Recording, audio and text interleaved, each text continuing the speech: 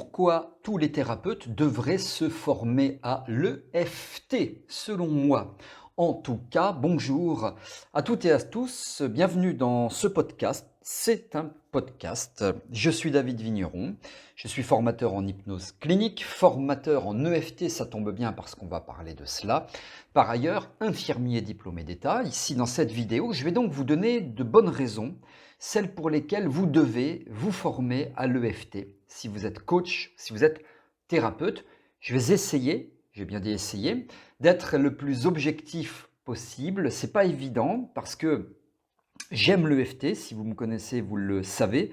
Je suis amoureux de l'EFT et donc dans ces conditions, être objectif est compliqué. Mais bon, je vais faire du mieux que je peux. Avant de démarrer, je vous précise que vous pouvez vous abonner à cette chaîne YouTube. Pour cela, cliquez sur le bouton s'abonner et activez la cloche de notification pour être informé lorsque je sors de nouvelles vidéos. C'est à la fois gratuit et régulier, alors profitez-en.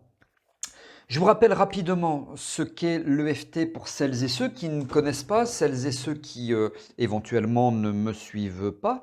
L'EFT, c'est une technique de libération émotionnelle, Emotional Freedom Technique, technique de libération émotionnelle, consistant à associer du tapping, l'extrémité de certains méridiens d'acupuncture, avec la verbalisation, tout en rentrant dans ce qui est douloureux, par exemple par la visualisation, on rentre dans un souvenir, ou alors on touche un faux serpent, si c'est une phobie des serpents. Voilà, il y a plusieurs façons de procéder, bien entendu. Et donc, l'EFT, c'est une technique de libération émotionnelle qui est réputée quoi? Qui est réputée être quelque chose que je vais vous détailler dans cette vidéo. Voilà.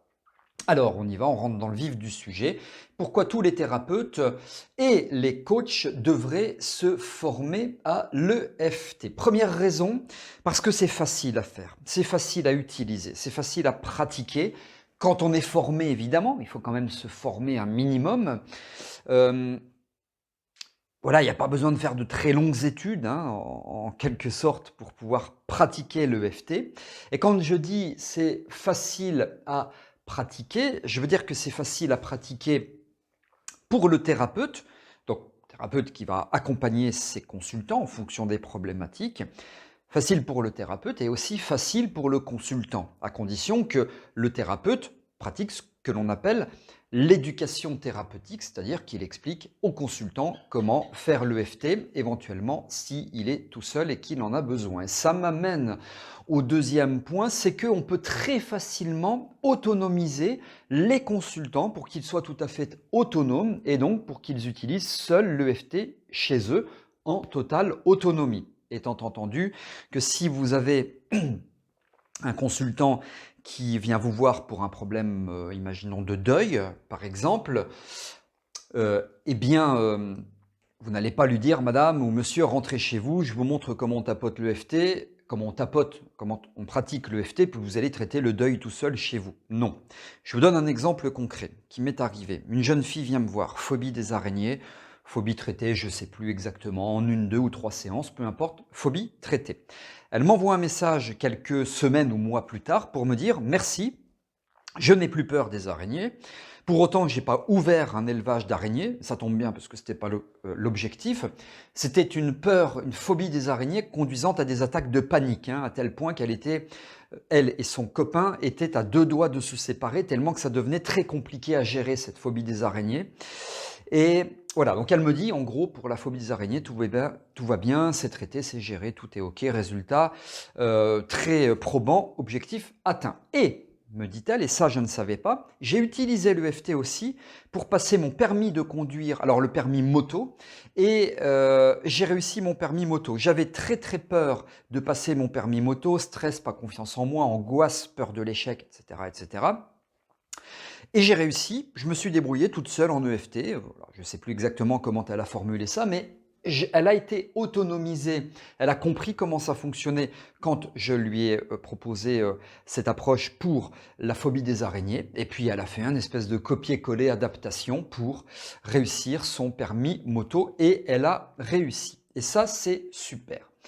Autre point, c'est que les résultats sont à la fois rapides et durables. j'exposais là le cas de cette jeune fille phobie des araignées qu'elle entretenait depuis longtemps en 2 séances, 1, 2 ou 3 séances, je ne sais plus, mais voilà, par exemple pour les phobies, en général, c'est 2 séances. Tout ce qui est problématique de deuil, c'est 2 ou 3 séances.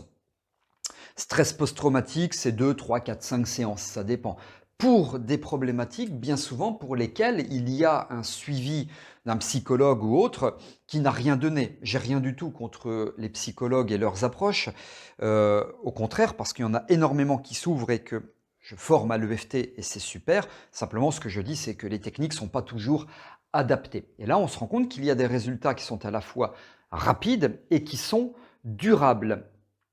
D'ailleurs, je vais revenir sur la durabilité des résultats dans un instant et je voudrais rajouter ce point, je suis amoureux de l'EFT, vous l'avez compris, c'est que les indications sont multiples. C'est-à-dire que pour des douleurs, alors que ce soit des douleurs continues, que ce soit pour des pics douloureux, les deuils, on en parlait, les phobies, tout type de phobie, les chats, j'ai fait chat tigré, les chiens, les souris évidemment, les serpents, les araignées, en veux-tu, en voilà, etc., etc. Phobie du vide, phobie de la conduite, de la route, d'une voiture, phobie de plein de choses, ça fonctionne extrêmement bien. Confiance en soi, peur de repasser un examen parce que l'examen, j'ai déjà raté 3 ou 4 fois. Tout ce qui est syndrome de stress post-traumatique, etc., etc. Puis dans les douleurs, c'est à peu près tout type de douleur. Voilà.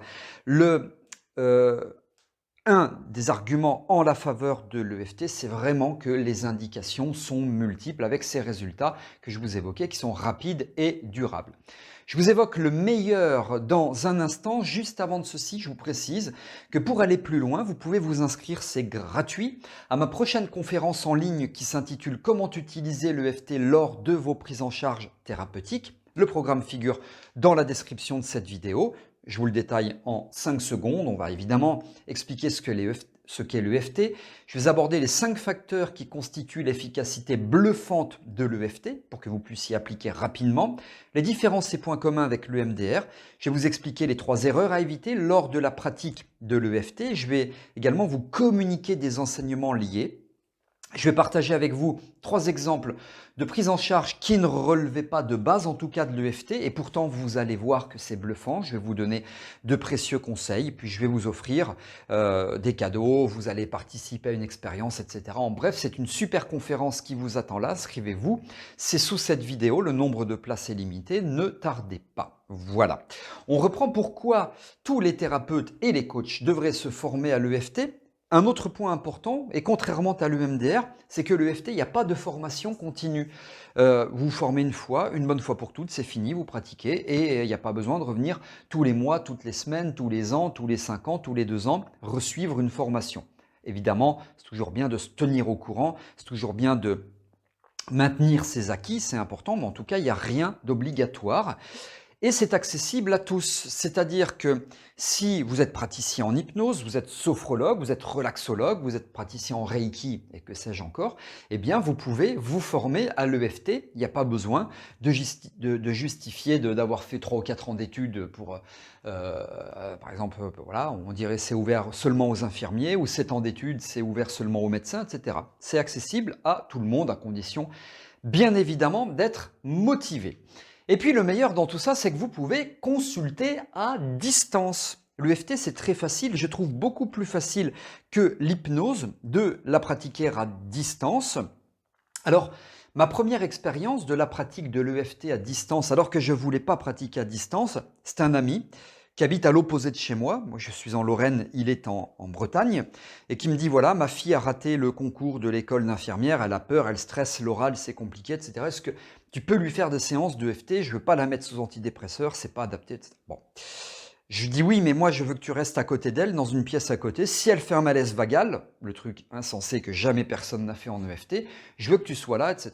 Il me dit ok. Et donc, je lui dis c'est exceptionnel parce que je ne pratique jamais en distanciel. Je veux pas. J'ai trop peur. C'était des croyances limitantes, évidemment. Et cet ami, eh bien, est à côté et je pratique avec sa fille qui avait à l'époque une vingtaine d'années. Je parle de ça il y a 10 ou 15 ans. Et ça marche bien, et la séance se fait en distanciel, et elle réussit son concours de l'école d'infirmière, et aujourd'hui elle est infirmière, diplômée d'État, et c'est super. Voilà, elle a réussi, elle a travaillé pour cela aussi, hein, évidemment.